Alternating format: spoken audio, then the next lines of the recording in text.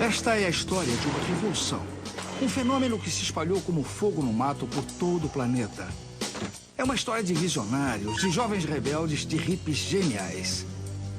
Eles passaram 2 décadas brigando entre si numa amarga competição que chegou aos tribunais e envolveu espionagem internacional na tentativa de liderar uma nova sensação. Um produto que os jovens de todo o mundo consideravam irresistível, apesar do risco de se tornar um vício. Esse movimento transformou-se no que hoje é uma indústria multibilionária, que fatura mais do que Hollywood e ameaça a posição da indústria de música como o mais lucrativo setor da indústria de lazer. São os videogames, os joguinhos de computador. A história do videogame.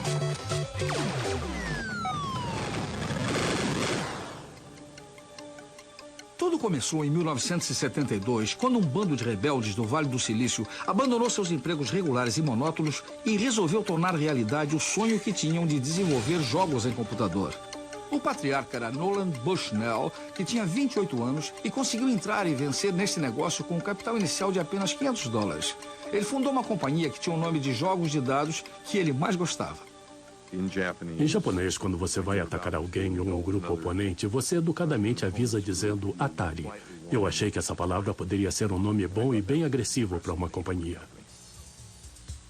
Apesar da sua falta crônica de dinheiro, Bushnell fez tudo o que pôde para recrutar o primeiro engenheiro da Atari. Nolan apareceu um dia e me levou na sua nova e linda caminhonete para almoçar e me ofereceu $1.000 por mês e uma parte das ações da companhia.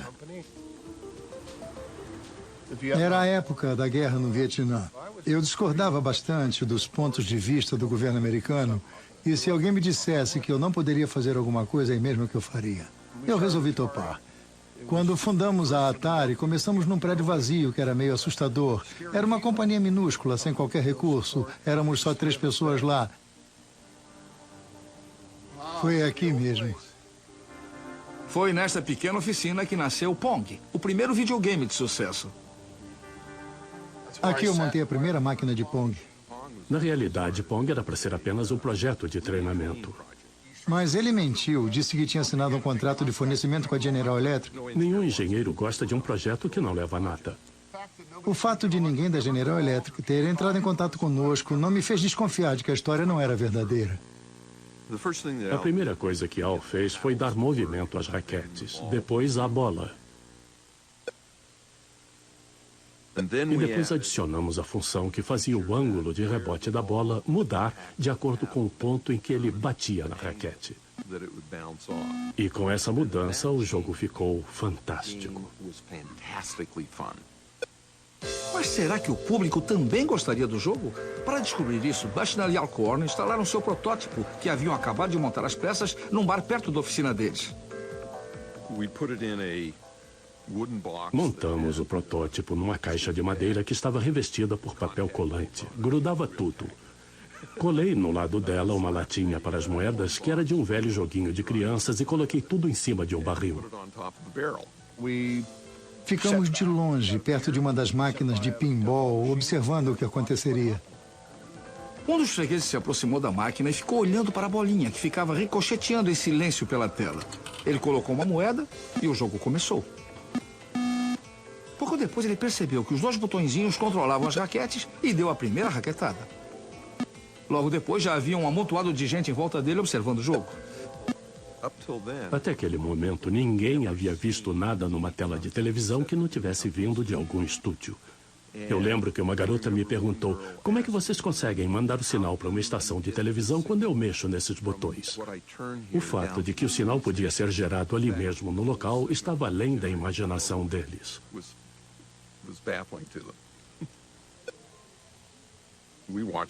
Nós observamos por algum tempo, depois fomos para casa. No dia seguinte, eles ligaram dizendo que a máquina estava quebrada. Abrimos a máquina e descobrimos que o problema era que ela estava tão cheia de moedas que não cabia mais nenhuma. E eu pensei, bom, esse problema é fácil de resolver. Quando Nolan viu o sucesso do Pong e o dinheiro que gerava, pensou, tem um produto fantástico nas mãos, o que temos que fazer é fabricar mais. Foi o começo da Atari. Bushnell alugou o galpão mais barato que ele encontrou, que havia sido um rink de patinação, e eles montaram a sua primeira fábrica. Quando eu dizia, vamos montar 100 máquinas por dia, todo mundo na companhia dizia, Nolan, você está louco.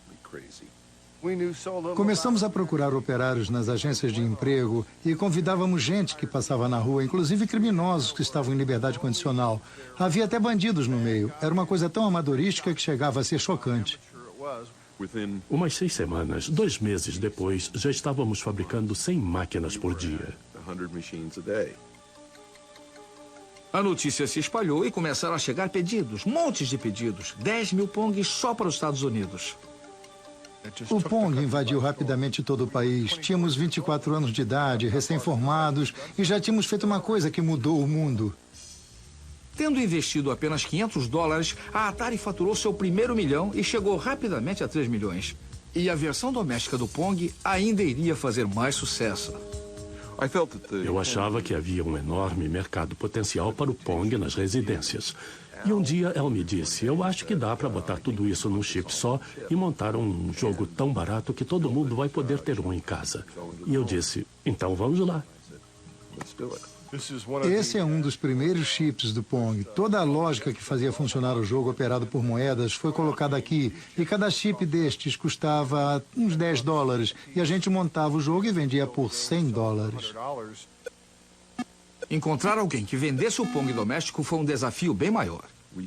Nenhuma loja de brinquedos do país queria comprar nem ao menos um deles. E aí um dos caras pensou, bem, que tal tentar a seção de equipamentos esportivos da Sears? A Sears pediu 150 mil unidades do Pong doméstico e deveriam ser entregues a tempo de serem vendidos no Natal de 1975. O design era atraente, dirigido tanto a adultos quanto a jovens, e levava a marca dos telejogos da Sears. A Atari arriscava tudo mais uma vez. A Sears aplicou todo o seu poder de marketing para vender o Pong doméstico. A sensação de 1973 nas lojas de joguinhos eletrônicos podia agora ser comprada e levada para casa. Era a última moda. Bastou um único anúncio e eles venderam tudo. Foi uma maravilha. A Atari virou uma grande companhia. Aos poucos, mas de maneira segura, desenvolvemos jogos novos, diferentes. Bushnell focalizou seus esforços mais uma vez nas lojas de joguinhos. Ele queria estar sempre um passo à frente de seus concorrentes. Partíamos do princípio de que não devíamos dar sossego aos concorrentes. Nosso marketing deveria ser melhor, nossa fabricação também. E inovaríamos cada vez mais. Para desenvolver os melhores jogos, Bushnell precisava dos melhores engenheiros. Por isso, ele transformou a Atari na companhia onde era mais divertido trabalhar em todo o mundo. Quando foi recrutado, David Crane tornou-se um grande fã do estilo excêntrico de administrar adotado por Bushnell. Nolan vivia usando a palavra legal. Se achasse que era legal, logo queria fabricar aquilo baseado no princípio de que outras pessoas iriam pensar o mesmo. Bushnell deu inspiração aos seus jovens e brilhantes engenheiros de modo que eles inovassem sempre. Meu raciocínio era que se você acredita mesmo na sua ideia, vá em frente. Tente torná-la realidade. A base de todo o negócio de Bushnell era levar as novas ideias e nenhuma delas deveria ser considerada como louca demais. Cada um deles tinha que bolar umas 2 ideias malucas. A gente chamava isso de adubo. As ideias eram como sementes no adubo. Elas estavam germinando e algumas ganhavam vida. A permissão para que a criatividade fluísse livremente produziu uma série de jogos de grande sucesso, mantendo a Atari na liderança da indústria. Mas aí veio a ação judicial. A acusação era de que Bushnell talvez tivesse copiado de alguém a sua ideia de fabricar os jogos. A ação alegava que, meses antes da fundação da Atari, Bushnell havia visto um jogo numa feira da indústria que era quase idêntico ao Pong. Um projetista de aparelhos de televisão chamado Ralph Baer pensava em desenvolver joguinhos de vídeo desde o início dos anos 50. Em 1966, as ideias dele se cristalizaram quando ele estava esperando um ônibus numa viagem de negócios que fez a Nova York. Quando voltei ao meu escritório na manhã seguinte, foi no dia 1º de setembro de 1966. Escrevi um memorando de 4 páginas descrevendo a coisa toda. Propus coisas como jogos de esporte de pegar, corridas, jogos de automóveis. Baer começou a trabalhar na sua invenção. Ele apelidou o primeiro console de videogame que montou em 1966 de Minha Caixa Marrom.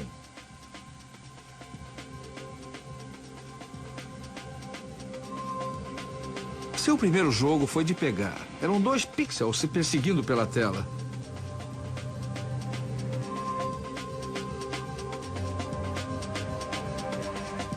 Que foi logo seguido por um jogo de ping-pong. Isso foi 4 anos antes de Bushnell e Alcorn aparecerem com o Pong. A Magnavox, que fabricava aparelhos de TV, contratou Bear e desenvolveu uma versão aperfeiçoada da Caixa Marrom. O produto era chamado Odyssey, contendo 12 jogos diferentes. Cada jogo vinha com uma tela colorida adicional que era colada sobre a tela da TV para dar mais clareza aos gráficos, que eram primitivos. Além dos controles, Bear desenvolveu até uma pistola de luz para atirar nos jogos, uma invenção muitos anos à frente de seu tempo. A Odyssey foi lançada numa feira da indústria em Nova York em 1972. Foi a maior atração da feira. A imprensa e todos que a viram ficaram muito entusiasmados.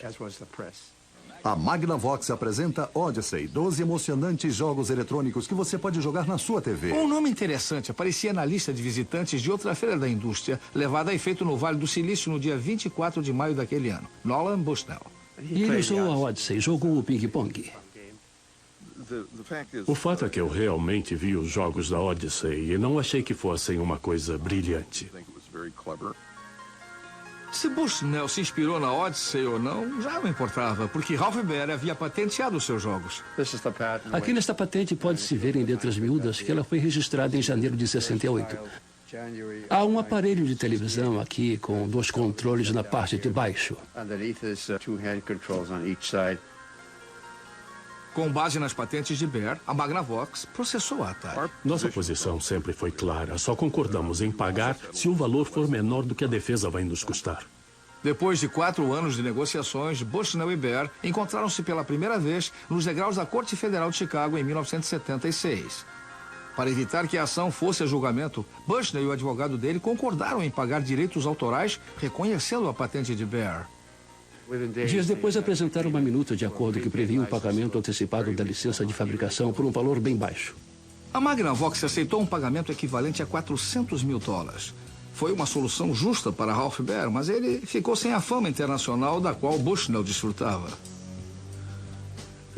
Ele acabou sendo conhecido como o pai dos videogames porque ele é quem aparecia sempre na frente das câmeras e eu ficava por trás das cortinas com os meus advogados me dizendo: calma, ele pagou a licença, está tudo bem. 25 anos depois, Baer está aposentado e sofre de leucemia, mas está determinado a terminar sua autobiografia e contar a verdadeira origem dos videogames. Para Bushnell, o acordo saiu barato. A Atari já estava faturando milhões. Mas quando as lojas de joguinhos chegaram à sua fase de maior popularidade, a Atari teve de enfrentar uma nova ameaça sob a forma de um jogo irresistível vindo do Japão que conquistava todos os mercados. Em 1978, a Taito lançou um jogo que se tornou tão popular no Japão que provocou uma escassez de moedas de 100 ienes em todo o país. O jogo Space Invaders vendeu mais de 350 mil máquinas por todo o mundo e inspirou o renascimento da criatividade nos jogos eletrônicos.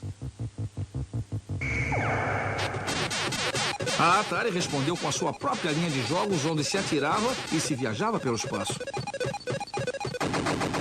Os geniais engenheiros de Nolan Bushnell foram os pioneiros de uma nova tecnologia chamada de gráfico vetorial, que tinha uma aparência nova e muito atraente. Em 1979, o jogo Asteroids tornou-se o mais vendido de toda a história da Atari. A Atari também obteve muito sucesso com as imagens gráficas em 3 dimensões do jogo Battlezone, que teve até uma versão de treinamento desenvolvida especialmente para o exército norte-americano. As lojas de joguinhos eletrônicos se espalharam por todo o mundo. Tanto adolescentes como adultos passavam horas e horas e gastavam todo o dinheiro que tinham nessas cavernas escuras e fumacentas. Era inevitável que os pais e os políticos reagissem a isso. A imprensa estava repleta de histórias de todo o mundo, alegando que os jogos incitavam a vagabundagem e a delinquência. As lojas eram chamadas de antros do mal, onde as crianças eram levadas para mau caminho. Mas a Atari achou uma solução para isso. Em 1975, os engenheiros da Atari haviam iniciado em segredo o desenvolvimento de um conceito novo e radical. Um sistema de joguinhos em cartucho que se podia comprar e levar para casa e que permitia jogar os mesmos jogos que havia nas lojas. Este aqui é o primeiro protótipo do sistema de videogame VCS de cartucho da Atari. Tem tudo o que se necessita. A placa com circuito lógico ficava aqui e aproveitamos as manetes e os controles do jogo de guerra de tanques. Percebemos que esse sistema permitiria que se jogasse o Pong, o jogo de guerra com tanques, e o de corridas de carro, mas não sabíamos muito bem o que fazer com ele.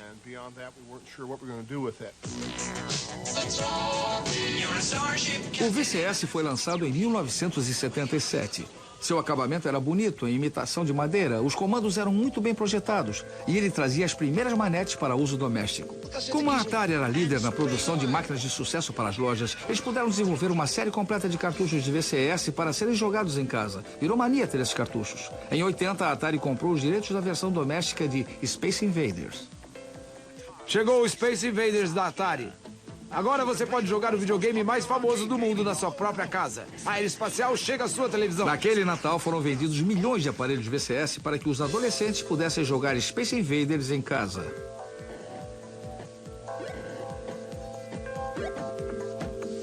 E a Atari lança uma nova espetacular versão do Pac-Man. O faturamento da Atari transformou na companhia que havia crescido mais rapidamente em toda a história dos Estados Unidos. Mas a ascensão meteórica da companhia atraiu a atenção de fortes concorrentes. A empresa Warner Communications fez uma oferta irrecusável a Bushnell. A Warner comprou a Atari por 28 milhões de dólares. Um retorno excepcional para uma companhia cujo capital inicial era de apenas 500 dólares. Isso era muito dinheiro naquela época. Era mais do que eu jamais imaginara ter. Mas a venda foi o começo do fim para a Atari. Bushnell entrou logo em choque com os novos donos da companhia. Nós tínhamos acabado de lançar o VCS quando eu disse: o VCS já era, vamos partir para outra. Eles ficaram horrorizados. Os diretores da Warner não tiveram uma boa impressão da maneira como a companhia era dirigida. Eles eram de Nova York e não compreendiam o nosso modo de ser. Acharam tudo muito estranho. Começaram pouco a pouco a destruir a cultura da companhia e acabaram por destruí-la. Foi a coisa mais triste e absurda que eu já tinha visto. Uma série de desentendimentos com os novos donos terminou inevitavelmente com o afastamento de Bushnell. Deram a ele o dinheiro a que tinha direito e o mandaram embora. A indústria perdeu o seu pioneiro visionário. Mas os problemas da Atari não haviam terminado. Sob nova administração, projetistas geniais como David Crane, responsáveis pelo imenso sucesso da Atari, acabaram também tendo seu trabalho menosprezado. Muitas das promessas não chegavam a ser cumpridas. Alguns de nossos melhores engenheiros receberam a tarefa de montar os cartuchos para os jogos domésticos que faturavam cerca de 40 a 50 mil dólares por ano. Se deixassem que eles trabalhassem 3 ou 4 meses no desenvolvimento de novos jogos, poderíamos vender 80 milhões de dólares. Se achavam que nós não valíamos mais do que os operários que apertavam parafusos, então nós é que estávamos na companhia errada. David Crane e 3 outros projetistas de primeira linha saíram da Atari e fundaram sua própria companhia, Activision. Depois de 2 anos de brigas na justiça com a Atari, eles ganharam o direito de projetar e vender os seus próprios jogos para os cartuchos VCS. Foi Crane quem projetou o jogo VCS mais famoso de todos, Pitfall. Cada jogo que desenvolvíamos vendia 500.000 de unidades, pelo menos. Todos fizeram sucesso. E aí veio o Pitfall, que vendeu muitos milhões de unidades. Quando desenvolvemos o Pitfall, estávamos inventando o jogo de plataforma. A Activision deu novo alento ao espírito criativo dos primeiros dias da Atari, mas sem querer, provocou um desastre. Muitos empresários invejaram nosso sucesso e, infelizmente, inundaram o mercado com produtos que ninguém queria comprar.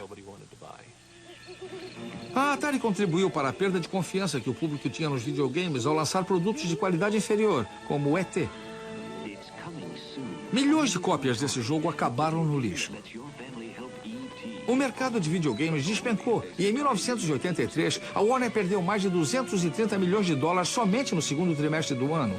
As ações da companhia perderam quase todo o seu valor.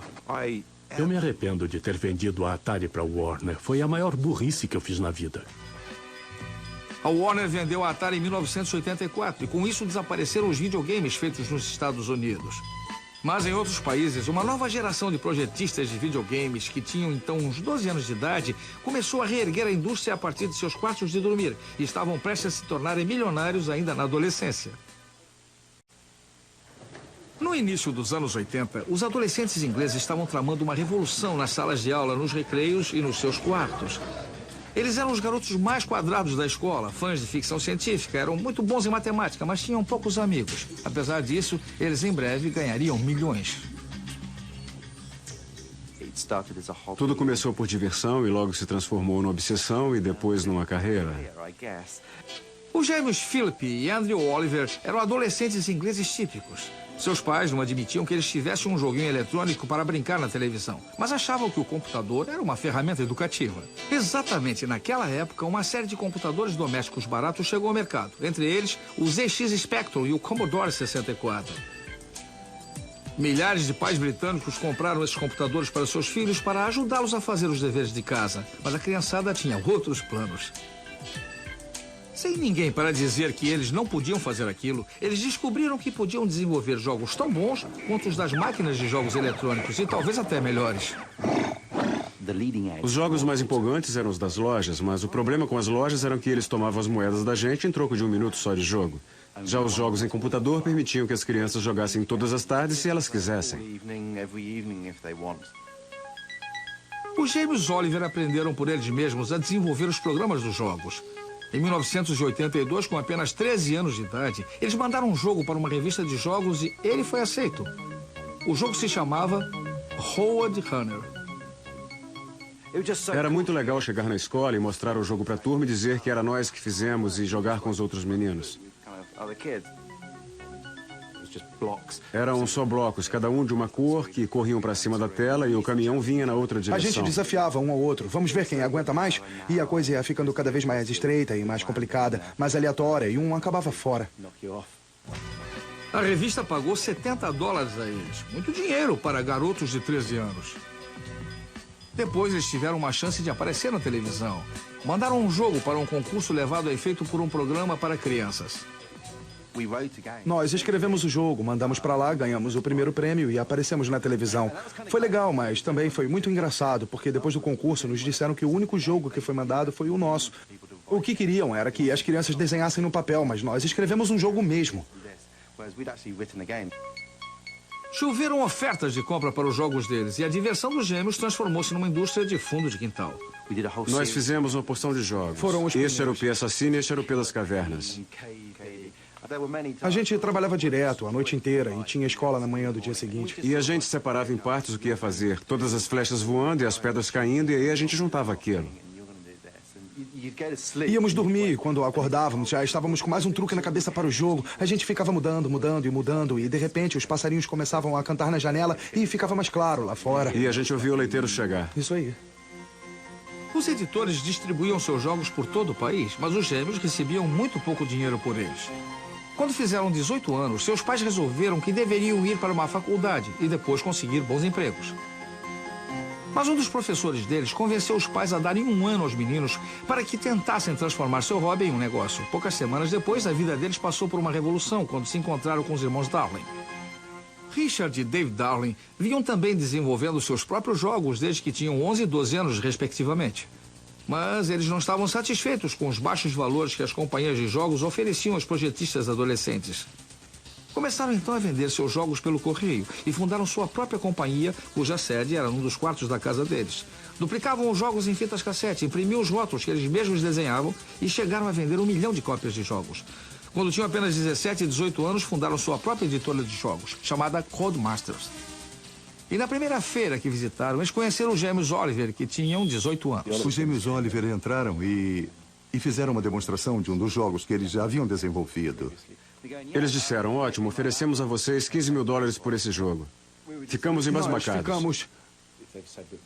Eles disseram que seus queixos caíram e ficaram muito empolgados, não esconderam sua emoção. Não víamos a hora de chegarmos em casa e não conseguimos dormir. Dentro de mais ou menos um mês, nós escrevemos o Super Robin Hood, que foi direto para o topo da lista dos mais vendidos. No Natal já havíamos vendido 100 mil unidades e ganhamos $15 mil. Ele continuou a vender bem, por isso ganhamos um pouco mais, eu não podia acreditar. Não conseguimos mais parar e começamos a escrever mais jogos para a Codemasters. foi uma das associações de maior sucesso em toda a história dos videogames. A metade de todos os jogos da Codemasters passou a ser desenvolvida por nós. Os gêmeos Oliver estavam trabalhando também num projeto secreto. Eles queriam inventar algo radicalmente novo, um jogo centrado numa personagem animada. Essa personagem era o Dizzy. Nós queríamos atingir o mundo da fantasia. Eu tive a ideia de colocar o rosto da personagem tomando quase toda a tela para que ganhasse personalidade. A Codemasters recebia uma quantidade enorme de cartas de fãs falando sobre o jogo. E cada vez que íamos lá, eles diziam, tem mais um monte de cartas para vocês aqui de fãs. Dizzy foi um sucesso internacional. O jogo liderou os mais vendidos em todo o mundo.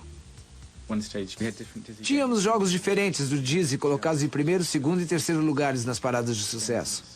Os adolescentes que desenvolviam jogos passaram a ser celebridades nacionais. Apareciam nas manchetes e davam provas de seu sucesso.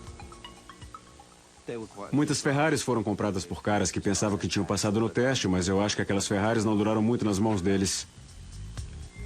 O resultado de todo esse trabalho foi uma contribuição importante para o aumento de criatividade nos videogames.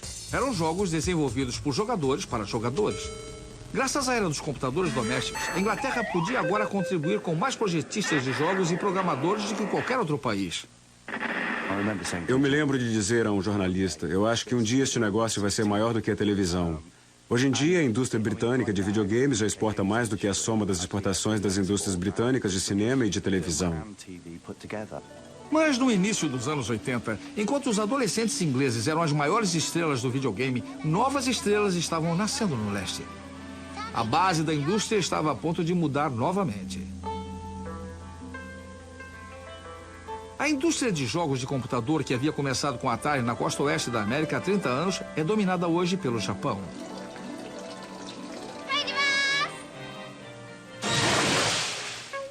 O Japão passou a ser um sinônimo de videogame. Isso se deve basicamente a uma série extraordinária de jogos que giram em torno de personagens, todos eles desenvolvidos nos anos 80 por um único gênio criativo. Desde a época de Walt Disney, nenhuma pessoa foi tão hábil na arte de tocar os corações e as mentes de milhões de crianças por todo o mundo. Seu nome é Shigeru Miyamoto. Em certo momento, eu compreendi que os videogames podem realmente emocionar as pessoas. Desde então, minhas próprias memórias da infância passaram a estar refletidas nos meus jogos. Miyamoto nasceu em Sonebi, uma pequena comunidade rural que fica perto de Kyoto. Quando era menino e vivia na casa de seus pais, uma família tradicional de Sonebi, ele transformou tudo que o cercava num mundo de fantasia a ser explorado. Ele ficava meditando por muito tempo sozinho e também passava muito tempo sonhando acordado. E a maneira como ele brincava quando era criança era uma coisa que ele manteve ao longo da vida e aplicou no seu trabalho. Eu me lembro de como ele descrevia um passeio através de um parque arborizado perto de sua casa e a imaginação dele era realmente extraordinária. Ele estava imaginando tudo o que estava acontecendo, que nós não podíamos ver todos os caminhos que levavam a algum lugar. Ele olhava para cima e imaginava que o que estava vendo não era um céu azul. Era, na realidade, um alçapão secreto que levava a um novo mundo.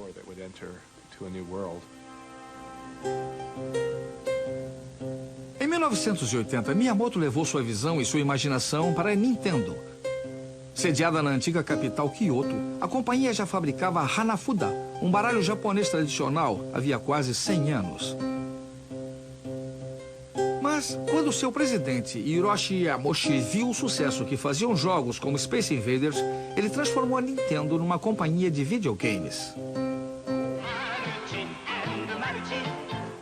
Miyamoto tinha 20 e poucos anos e não estava interessado em videogames, mas seu pai achava que ele devia ter um emprego regular. Miyamoto era um artista sonhador, distante de grande imaginação, mas ele jamais imaginou trabalhar para uma grande companhia. Odiava computadores. Não confiava em coisas intangíveis como a eletricidade.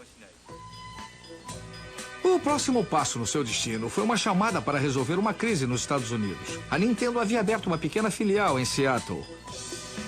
A era da loja de joguinhos estava no seu auge, com a Atari dominando o mercado, e a Nintendo queria participar desse mercado. A Nintendo americana havia encomendado 2.000 unidades de um jogo que fazia muito sucesso no Japão, chamado Radarscope, mas nos Estados Unidos o jogo foi um desastre. A filial pediu a sede da empresa em Kyoto para desenvolver outro jogo que o substituísse. Não havia projetista disponível e a companhia resolveu dar uma grande chance ao seu recruta mais jovem. Miyamoto ficou desconcertado e acabrunhado com a ideia e começou a pesquisar. Passou algum tempo nas lojas de joguinhos e com crianças que jogavam para entender de que se tratava. E começou a ter uma visão diferente dos videogames, como se fossem parecidos com filmes de cinema. E por que os jogos não podiam contar histórias? Miyamoto criou uma história simples e uma personagem de quadrinhos bem chamativa para seu jogo, que era algo inteiramente novo. Vou lhe mostrar o primeiro rascunho que fiz do Donkey Kong. O gorila foge de uma jaula, pega a garota e sai correndo com ela. O homem corre atrás dele, se desviando de todos esses barris com um martelo na mão. No fim do jogo, abre-se um buraco no chão, o gorila cai no buraco e morre. Para dar vida a essas personagens, Miyamoto teve de usar a tecnologia disponível naquela época. De repente alguém pergunta, como seria o cabelo desse cara? O problema era que ele estava caindo. Você teria de fazer o cabelo subir, ser soprado para cima com a queda, mas os projetistas da época não podiam fazer isso. Miyamoto solucionou esse problema dando a ele um chapeuzinho vermelho. Para dar um toque final, Miyamoto escreveu a música para o jogo e ele foi embarcado para Seattle. Faltava saber se o Donkey Kong teria mais sucesso do que o fatídico jogo Radarscope, que ele deveria substituir.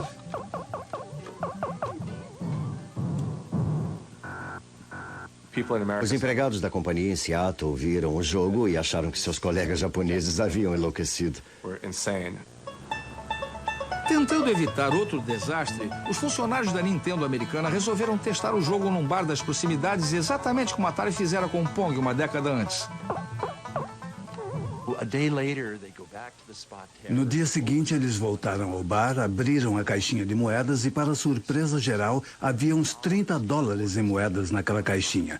Estava cheia quase até a boca. Isso indicava que a máquina havia operado sem parar a cada minuto em que aquele bar ficava aberto, do meio-dia à meia-noite, que foi a hora em que ele foi fechado naquele dia. E eles disseram, mas que coisa incrível, nós não precisamos mais fazer pesquisa de mercado. O jogo faturou $100 milhões só no primeiro ano após seu lançamento. E o Donkey Kong transformou-se na estrela internacional de uma série de jogos de grande sucesso. O primeiro companheiro do Donkey Kong, que se chamava Jumpman, ficou ainda mais famoso e produziu uma fortuna ainda maior.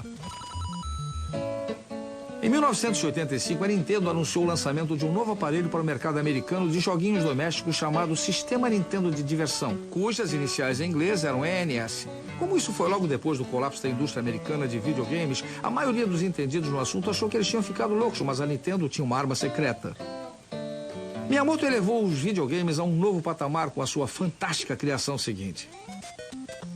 O Jumpman se reencarnou num encanador italiano chamado Mario. E o Mario agradou todo mundo imediatamente.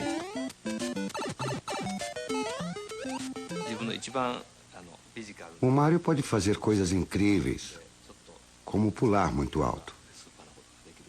Mas ele não é o super-homem. Ele se afoga na água e se machuca se cai de um lugar muito alto.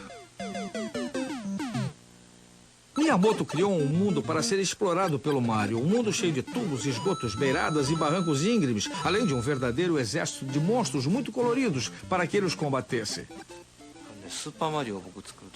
O teste da versão inicial foi muito positivo. Depois eu criei o Mariozinho. O jogo ficou mais interessante com os dois. Aí eu fiquei imaginando que espécie de comida poderia transformar o Mariozinho no Mario grande. E foi aí que eu criei um cogumelo vermelho que tinha um aspecto horrível. Ele criava esses universos fantásticos parecidos com Alice no País das Maravilhas. Logo foi lançado outro jogo e Mario virou uma super estrela internacional. Em 1987, uma pesquisa mostrou que ele era reconhecido por mais crianças americanas do que o camundongo Mickey.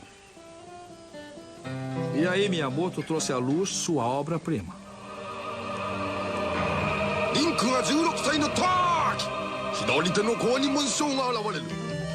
A Nintendo lançou o primeiro de uma série de jogos que são considerados pela maioria das pessoas como os melhores jogos de todos os tempos, a série Zelda.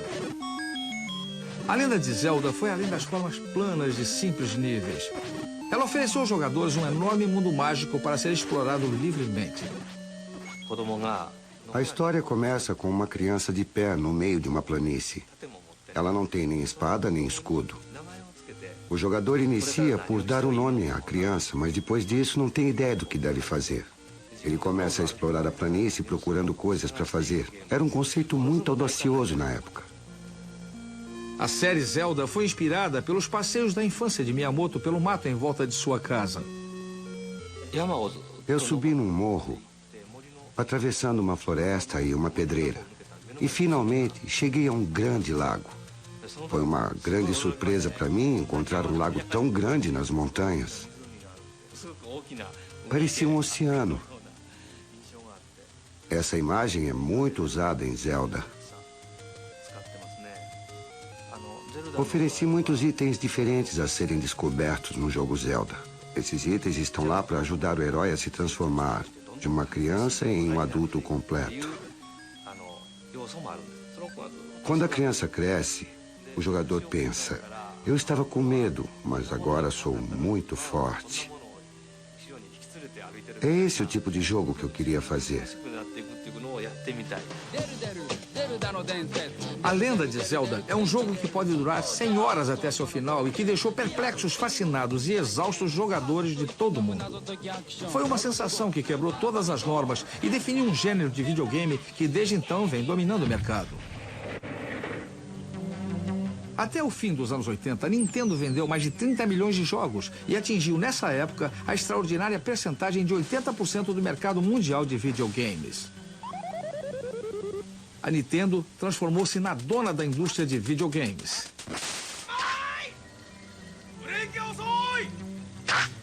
E logo depois iria provar isso com o lançamento de um aparelho novo e radical que iria agradar aos meninos, às meninas e até aos adultos.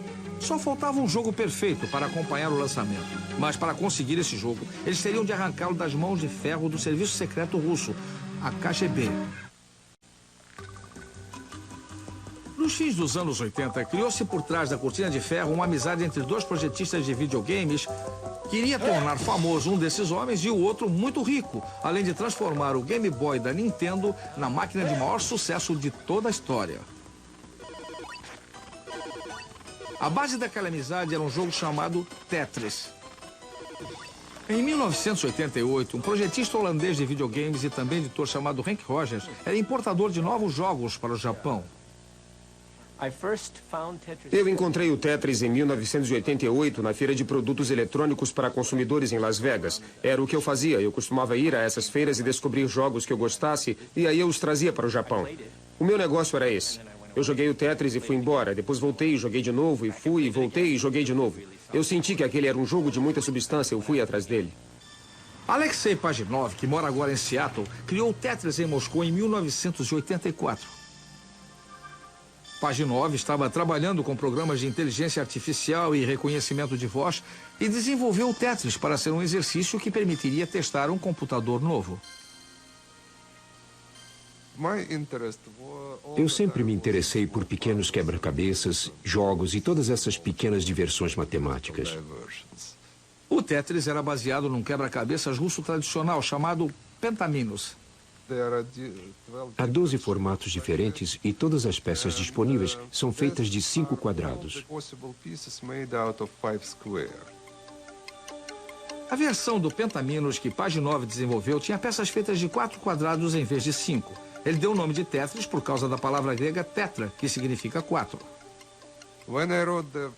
Depois eu escrevi o procedimento que gira tudo em 90 graus.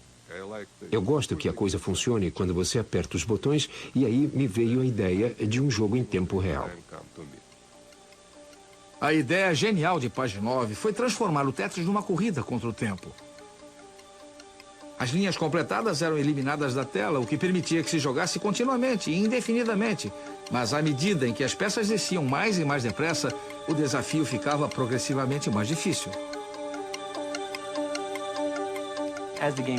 Quando o jogo acelera, a mente não consegue mais raciocinar naquela velocidade. Talvez seja o subconsciente que esteja jogando Tetris, mas está jogando mais depressa do que você consegue. É assim como um atleta que vai além de seus limites. Chamamos isso de zona. O Tetris se espalhou pelo bloco soviético até a Hungria, onde foi descoberto por Robert Stein. Stein seguiu para Moscou, onde se encontrou com Alexei Paginov e negociou uma licença para editar o jogo. Por alguma razão que eu desconheço, ele me deu o Tetris original. E a licença me autorizava a editar e publicar o jogo de todas as maneiras. O Tetris transformou-se na maior sensação do Ocidente desde Space Invaders. Quando o Tetris chegava ao escritório, a produtividade caía a zero. Ele acabou sendo banido. Henk Rogers lançou no Japão uma versão do jogo para o aparelho doméstico da Nintendo. Lançamos o Tetris no Natal de 88. Acabamos vendendo 3 milhões de unidades. E foi nesse momento que Henk Rogers foi autorizado a dar uma espiada no Game Boy da Nintendo.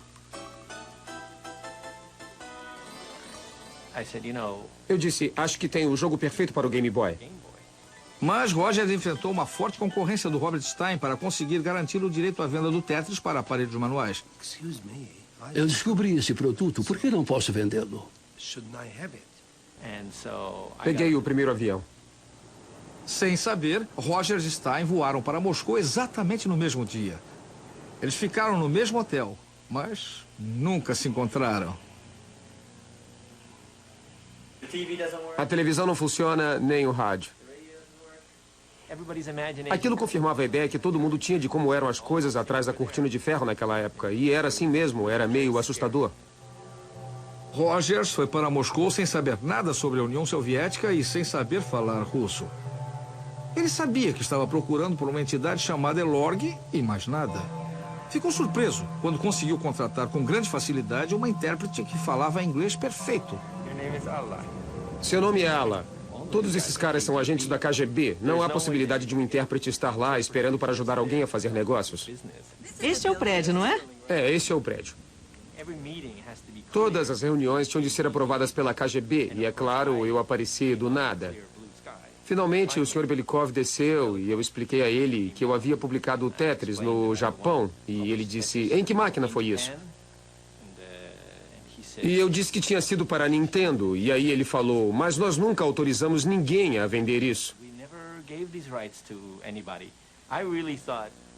E eu pensei que estava com um problema sério, porque, bem, durante uma boa parte do tempo, no início, ele me considerava um pirata. Mais tarde, naquela mesma manhã, Rogers se encontrou com Alexei Paginov. O nosso convidado era o Sr. Paginov, famoso em todo o mundo. Mundialmente famoso. Mundialmente famoso por quê? Porque eu sou Alexei Paginov. Ficamos logo amigos porque quando a gente começa a falar sobre projetos de jogos, você tem algo em comum para conversar. O inglês dele não era essas coisas, mas dava para levar. O Henk foi a primeira pessoa que realmente compreendeu e amou o jogo. Eu senti isso imediatamente. Todo mundo, inclusive o Alexei, em Moscou, naquela época, tinha uma paranoia sobre a possibilidade de alguém estar escutando uma conversa que não devia escutar. Por isso, todas as vezes em que ele queria realmente falar comigo sobre alguma coisa, ele piscava os olhos ou fazia um sinal e nós íamos para o parque. As negociações para o uso do Tetris em aparelhos manuais finalmente começaram. Havia umas 8 ou 10 pessoas, algumas eram indisfarçavelmente da KGB e a coisa foi real. Lá estava eu naquela sala sendo interrogado sobre tudo. O que Rogers não sabia era que os russos estavam negociando também com Robert Stein em outra sala do mesmo prédio. O meu objetivo era tentar conseguir o máximo em licenças, tudo o que ainda havia para conseguir. Sem que nenhum dos dois soubesse, o presidente da Associação dos Editores da Inglaterra, chamada Mirrorsoft, estava também em Moscou. Ele era Kevin Maxwell, filho do magnata de jornais Robert Maxwell. Kevin estava usando sua influência. Ele dizia, se você não fechar este negócio comigo, meu pai vai ligar para o Gorbachev e vocês vão ter de se explicar. Era assim que ele negociava. Mas Rogers tinha a simpatia do Pajitnov a seu favor e a Nintendo o havia autorizado a fazer uma boa oferta. Foram 4 dias de negociação, mas eles finalmente disseram sim. Pajitnov e Rogers celebraram no único restaurante japonês de Moscou. O negócio transformou Rogers num multimilionário. Eu fiquei com ódio dele, mas ele só fez o que qualquer empresário faria. Naquele dia eu perdi, sei lá, quantos milhões de dólares e fiquei muito irritado com isso. Quem ganhou mais foi a Nintendo. Com o Tetris incorporado ao seu novo produto, ela vendeu 32 milhões de Game Boys em todo o mundo, quase a metade deles para pessoas adultas. Pajitnov tornou-se mundialmente famoso e emigrou para os Estados Unidos. Como cidadão soviético, ele não recebeu nada pelo jogo até 1996, quando as licenças originais expiraram 12 anos após ele ter inventado o jogo. Ele e Rick Rogers são hoje sócios e vendem o Tetris para uma nova geração de jogadores numa nova geração de hardware. Com o Tetris, a indústria de videogames atingiu a maturidade e a Nintendo passou a ser, por um determinado período, a mais poderosa empresa de entretenimento do planeta. Partindo de suas origens humildes, a cultura dos videogames evoluiu a um ritmo incrível, graças à visão e à criatividade de seus grandes pioneiros. Eles sempre compreenderam como a raça humana gosta e precisa jogar.